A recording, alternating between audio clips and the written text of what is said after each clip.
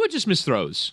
It was not he was under a barrage of pressure. It was not Nick Bosa ruined his life. It was not the backup offensive tackles were, allowing Tua to get crushed. It was Tua missed throws. The offense functioned, and he just missed throws, which, by the way, is okay because he's proven this year that he's a very good quarterback and can lead this offense to success. He just had a bad game.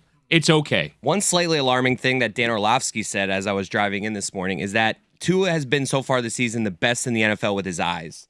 That he says hike, he looks one way just to get the defense to move one way, opens up space somewhere else. And the Niners yesterday kind of game planned that and said, we know that you're going to look somewhere first. We're staying here. And like Fred Warner a few times played him and was basically like, I know you're just looking over there. So that's like an adjustment that the Niners made that I think Tua now needs to adjust back. Maybe that's Shanahan knowing something because he knows the offense knows what the quarterback wants to do. I heard that same analysis where Orlovsky was saying they didn't listen to his eyes. Yeah. He's great with his eyes, but the Niners weren't listening to his eyes. Were you going to steal that and I stole it first? Yeah, I was so jealous, man. Not watching his eyes, listening to his eyes? Yeah, they were not listening to... The eyes were telling them something, and the Niners weren't listening to them. His lying eyes. Yes. They did not fall for his lying eyes. As Whittingham talks about perspective, and as Homer Cody doesn't fall far from the tree... What are you doing today, Dan? You ripping Tua? You think he stinks? No. Like I'm just a person trying to. I like what Whittingham did. I do. I like that. I'll go a step further and I'll tell you what I'm doing today, because there's only one play in that entire game that I want to talk about. The rest of it to me is just nonsense, noisy, one game samples. Anything can happen in that sport. Guys have bad games. There are interceptions thrown. One play and only one that matters to me. They were down 23-17. They had the ball in their own 19-yard line. It's 4th and 1. On 3rd and 1, they went long because they knew they were going for it on 4th and 1. Because this coach believes he can get a yard on whomever, even if his offensive line is broken and even if their defensive line is great. He got the yard. That guy is believing in this quarterback, and I will trust that for years, even if they lose the rest of their games to finish 8 and 9. Even if they lose against the Chargers and lose against the Bills, as I expect them to lose against the Bills, because I think the Bills are better and they've suffered, they're on the first step of the journey toward where the Bills had been after 17 years of bad got them to fix their fortunes the way the Lions have now some and the Cowboys have now some. Yeah. And the Dolphins did it in 1 year, 2 years. They sort of turned around what had been some pretty consistent mediocrity that wasn't quite Bills bad of 17 years, no playoffs, but was relevant every year. You've got a quarterback and you've got a coach who trusts him, and you've got the next years of that, and that can lose at San Francisco because they can beat anyone when they're healthy.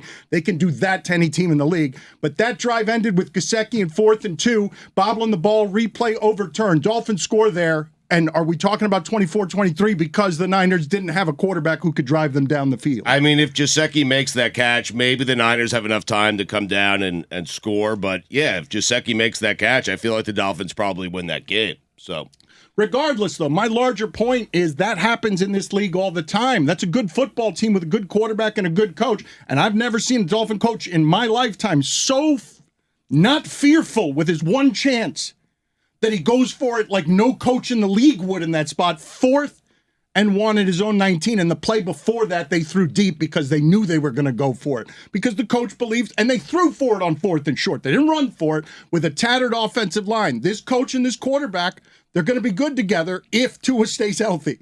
And I don't know if he can because now Garoppolo's out for the season. Lamar Jackson's on the injury list. Walker's hurt too, Kenneth Walker. Like, I don't know if they're going to be healthy or what the analysis means. They could finish 8-9, and I'd still think this team is a success because of all of that. Yeah, I was encouraged. Like, I know people are taking their shots at Tua. You know, what'd we tell you? Go on the road, play against a tough defense. I thought Tua was fine. I thought he was good. I think Whittingham makes a great point. He had some drops. One interception was not his fault. One was.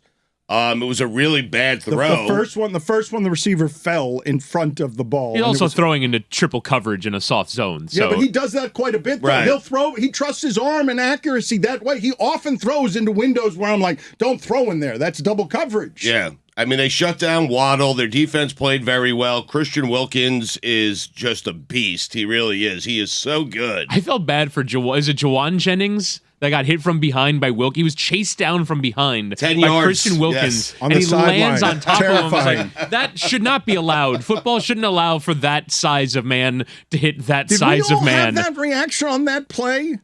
Where there's a football player running down the field on a sideline, and we're all scared for him on behalf of Christian Wilkins is bringing up the rear, and that's going to really hurt a lot when it lands on you at that rate of speed. He's just so fast. He's so good. He's so fast for a defensive tackle. It's crazy. I do want to get back to your point, though, about Mike McDaniel going for it on that 4th and 1, because for whatever reason, I don't know what it was, if it was just because Brandon Staley has moved the Overton window on what is acceptable to go for, but it feels like Brandon Staley got way more shit than Mike McDaniel or any other coach does this year for doing crazy things on 4th down, because that was wild. Whitty, you're down 6. Whitty, You're down 6, and you have all your timeouts against Brock Purdy. Whitty, this is what I loved about the decision, and I would have loved it even if he had failed.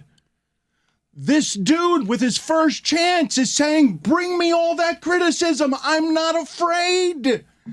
Like, I don't care. Bring me all the Staley. I believe in this quarterback. I believe in this team. I believe we can get a yard on 2 downs if we're inside our own 20. He knows exactly what happens if he doesn't get it. He knows his question. You're right. It's a rookie coach doing it without any thought. Doesn't care Nobody about does the that, and it consequences. might even be dumb. Right. And also bleep off, he's not afraid. The problem with Staley is he did it a bunch of times and they didn't make it. I mean, Right. so, I think the only difference between Staley and McDaniel is that McDaniel's offense gets the 4th down most of the time. And in that spot, they got it. Even though Tua made the 3rd best decision there, he could have run it, thrown it to Alec Ingold for a yard, or thrown it downfield to Tyreek. Whitty, but that's like but that's the Whitty, mentality you're Tyreek's a talking good about. option, though, Tua's man. imbued Whitty, with, he I'm had going 3 for it. options to get the 1st down from a fearless coach on 3rd and 1 who threw deep. Like, please play like that.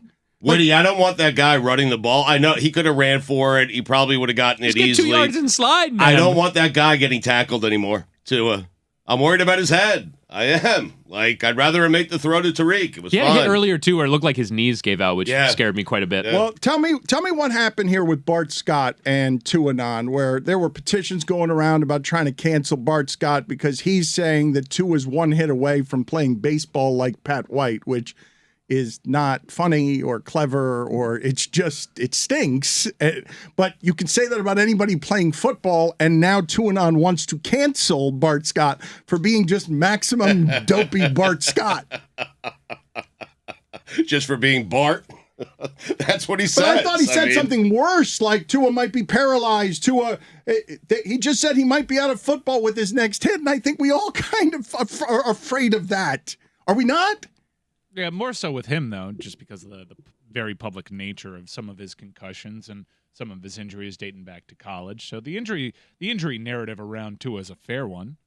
Cancel culture has gone too far if we're canceling celebrities as not famous as Bart Scott. I'm sorry. This is just true. Like, we can't cancel Bart Scott. I also think the worst was said when the doctor you had on said that Tua should charge the Dolphins with murder.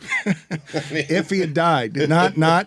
I think Tuanon would be aligned with that, though, because it was very defensive of Tua. That's where I'm not sure so much. The doctor you had on is how Stugotz stands by my side. We had on. I'm sorry. Yeah, I had on. The doctor I had on who, yes, wanted to charge the Dolphins with murder if he had died, and we all would have if he had died.